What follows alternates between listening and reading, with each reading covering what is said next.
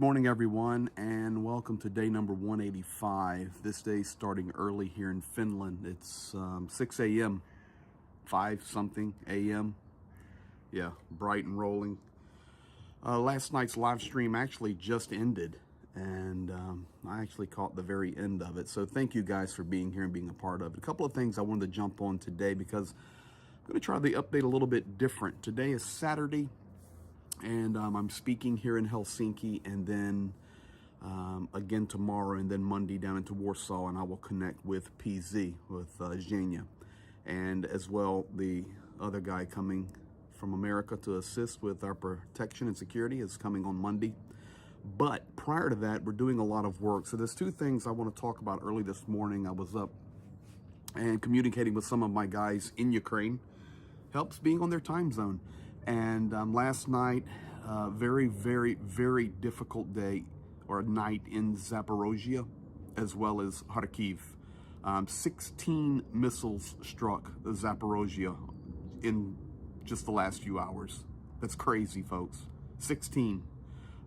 As well, I had told you guys about a market that was destroyed in Avdiivka.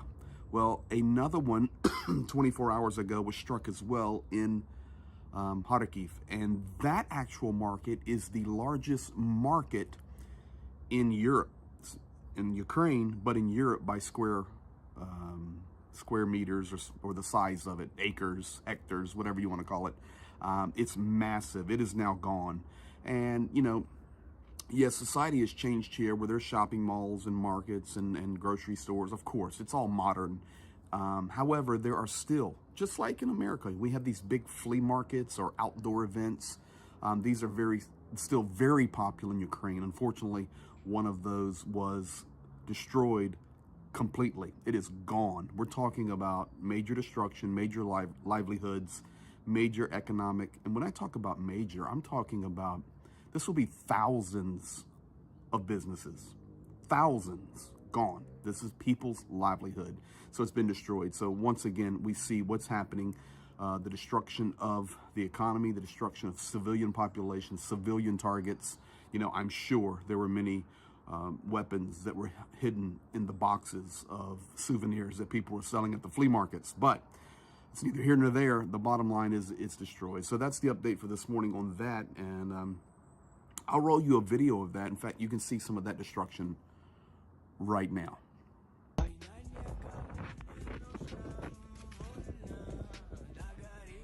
Зашел вечер. Не узнаю это место.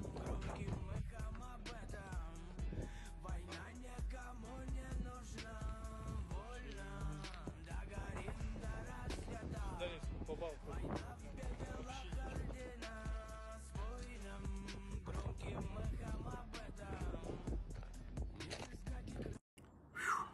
That's called leveled. It's gone. Secondly, early this morning and late last night, working out of Kyiv with some friends of mine. This would be Valery Rashetinsky. This would be my friend Dima Liuk. And Zhenya is now getting involved in this. We seem to have located the potential source of more humanitarian aid. And this would be in Poland today. In just a few minutes, actually, I'm going to have a conference call.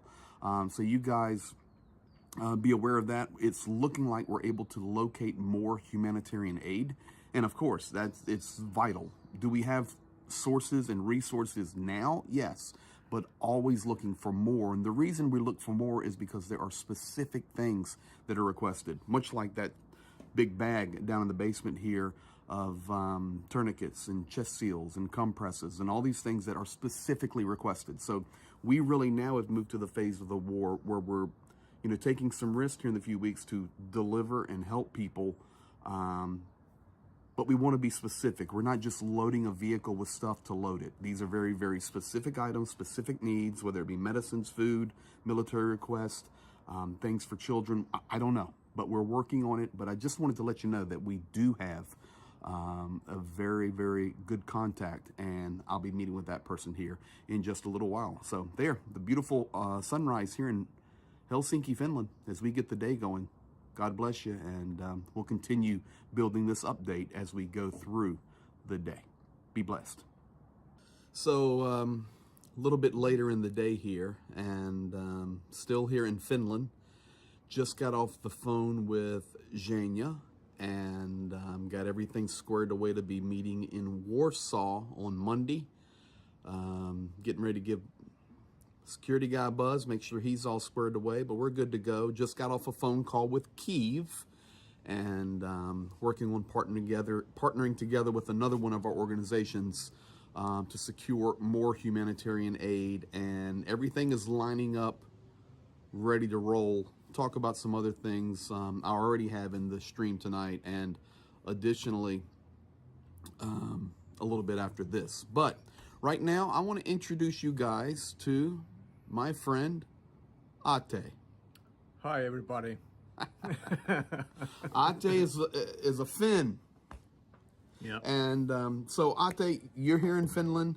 You've been watching some of the streams and some of the updates, and I appreciate you because you shared with me personally that most of the times when I've talked about Finland, it's pretty accurate. It's spot on. It's exactly what he's saying. So I just want to ask you a question. We didn't practice. We didn't prep. He has no clue what I'm getting ready to ask him. But I have a question for you. As far as he owns a company, he's a professional and a Finn, very up on current events, smart guy. So Ate, looking at this war in Ukraine, and even tonight, right now, this very minute, I know some of these cities you won't know, but the guys here do. Nikopol is being bombarded right now. And this is part of this I'm recording right now is 7 o'clock in Finland, 7 o'clock in Ukraine. I'm working on this video throughout the day and put it all together, and then you guys see it at the normal time tonight in the US and around the world. But right this very minute, in this beautiful evening time, that's the same in Ukraine, Nikopol is being bombarded, Zaporozhye is being bombarded, Kharkiv is being bombarded, Energodar is being bombarded. Right now, Russia has confirmed that they are sending 90 more thousand troops into Ukraine. Russia today, and I'll actually show this video clip. In fact, let me show this now.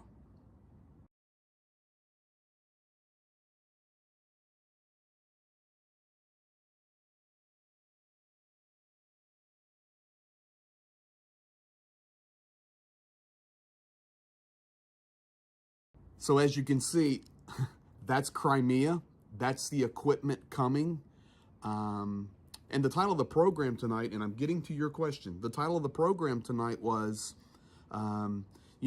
Crimea, the game is changing. Russia is reloading Crimea, and this is good news and bad news for Ukraine. And you may be there tonight and you go, why on earth would you call this good news if they're reloading? Well, the reason it's good news is because they have to reload. Ukraine has wrecked them down there. Ukraine is having some good success on some of the fronts. So Russia is taking advantage of this to reload, to bring a distraction to the troops that are doing well up toward the east, in the south, that are making some good defensive stands. So that's the good part for Ukraine. They're making a strong push, and Russia is using this as a distraction. They're using Belarus as a distraction. In fact, Ate, I'm getting to your question, but all this connects to your question. It was just 1 hour ago that President Lukashenko, the dictator in Belarus, directly called out Duda, the president of Poland. And he made a direct statement just an hour ago, and he said, Duda, if you think about getting involved in this war, then you will have to deal with Belarus. Now, folks, I remind you, 4, 5, 6, 7 days ago, I'm all confused on my timelines now, I was sharing with you where Lukashenko said, we're not involved in the war. Belarus is not in this war. This is, Russia fighting America, and Russia fighting NATO, and Ukraine, they're not even at war. Madness. And then we see they continue to rotate troops in. They're running airplanes out. Missiles are being fired from Belarus. And now Lukashenko is calling out Duda. We see what is happening there. Now, with it being good news that this additional massing of troops is coming in, not only into Ukraine, the 90,000 troops, but also the increase in armament down in Crimea, which includes the possibility of preparing the grounds for the deployment of tactical nuclear weapons. I said it's good for Ukraine because it shows Ukraine is doing something good in the war. It's bad for Ukraine because they're reloading. So let's be logical and let's be fair. So all of that condition, you're up here in Finland. You see everything going on down there. You see your country joining NATO. You see the destabilization of Europe. You see what is happening in Ukraine. You're a smart guy. You speak English. And that doesn't mean you're smart. Yeah. But you're multilingual. And you see all this going on.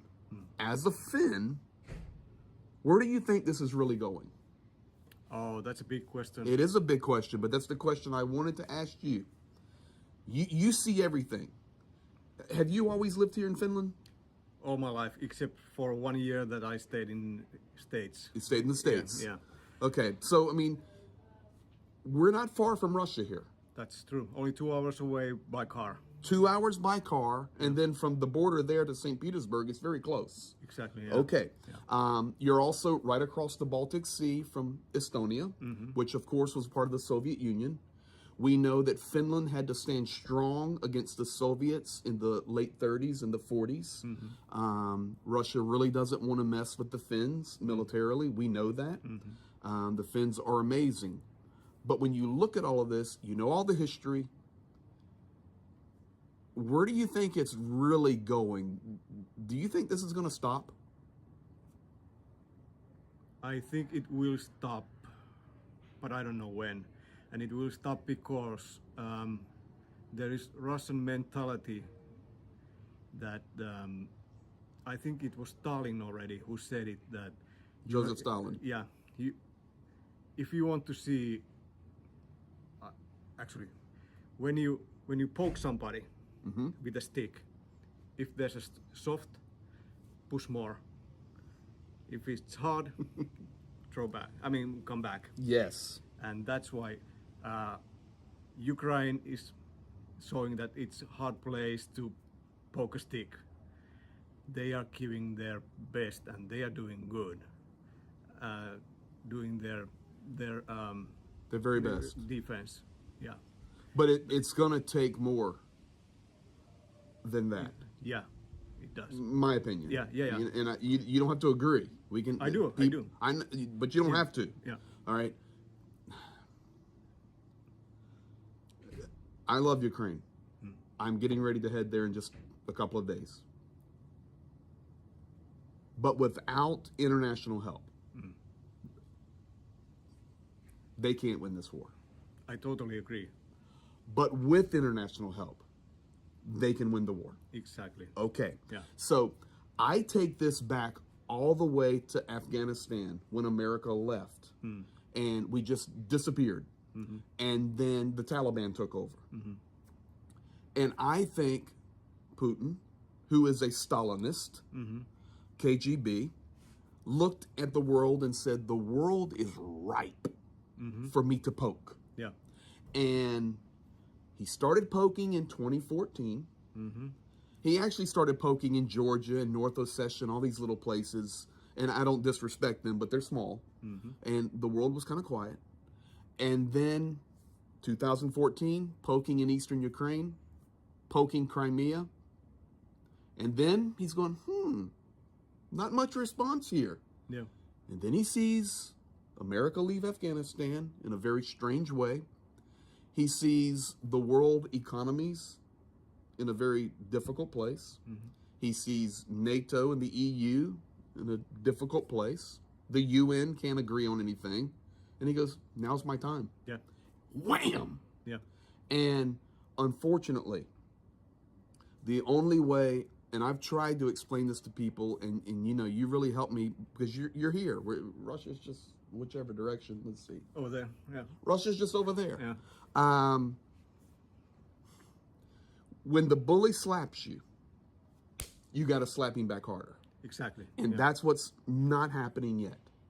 And I'm just concerned that unless that changes, this may be difficult. Yeah. Do you go ahead? EU and NATO, they really should get involved, in my opinion, to stop this war. Yes. If we want this war to stop, they have to get involved. Unfortunately, it means many nations would be involved. But do you think, this is a question for you, because I think it was today another nation approved Finland. I think it was Czech, maybe. I saw the headline. I haven't seen it I yet. haven't either. I did, but I forgot. It's one of those nations that approved, which everybody's going to approve just through the process. Do you think that Finland would actually respond? Is that in the Finnish DNA and the Finnish mentality to not only help Ukraine, but to do their part as being responsible with their agreements for NATO? Do you think they would respond? In our DNA, it is, I think. With our current government, I don't know. But in Finnish mentality, yeah, for sure. So maybe this is where we can wrap it up for this segment. I think what you just nailed was the problem around the world. Yeah. Because I have an American that's meeting me. He's never been in Ukraine, but he's a military guy. And he's coming just to make sure that I'm okay down there. That's his job. But I promise you, there would be thousands and thousands and thousands of Americans ready to go. I'm sure there's Finns that are ready to go, and even other nations, Germans, Poles, French, Italians. I don't want to throw people on their bus. There are nations of citizens that recognize what's going on, and they say, well, we've got to stop this. Of course, the Baltics, they're ready to go fight now. Yeah. Okay? But the governments, leadership, struggling in Finland, Yeah. struggling in America. I mean, where is our leadership nowadays? Hard to find. Hard to find. And we know that leadership, without it, you fall. Yeah. And I hate to say this. Well, I will say two things here. President Zelensky's a good leader, and he's doing a good job. You know, it's just the nation needs help. He's leading. He's inspiring. He didn't leave. Early in the war, they said, hey, we'll send you a helicopter. Get out of there. I'm not leaving. This is my homeland. These are my people. Send me bullets. Send me bullets. Exactly. With that said, even though he's evil, Putin's a strong leader. That is true. He's evil. It's propaganda. It's wicked. But he's strong. And the world can say, well, he's sick. He's got this disease. Oh, they're carrying that briefcase around. Make no mistake about it. And people ask me all the time, and we'll close with this. Why don't somebody just take him out? Do you know how hard it would be to take Vladimir Putin out? And if you did, there will be somebody else coming up. Come on, Ate, tell the truth. There is already somebody who's decided to be his lead. I mean, how do you say? His successor. Successor, yeah. And everything that I've read, there's a couple of guys there. This is going to be impossible to say. They're worse than he is. They're worse than he is. Don't take it from me. Here's a guy in Helsinki that just a couple of hours drive, we're in Russia. These guys know. So, folks, I hope you enjoyed that tonight. My friend Ate, thank you, buddy. Thank you. You're welcome. Be blessed, everybody. Bye.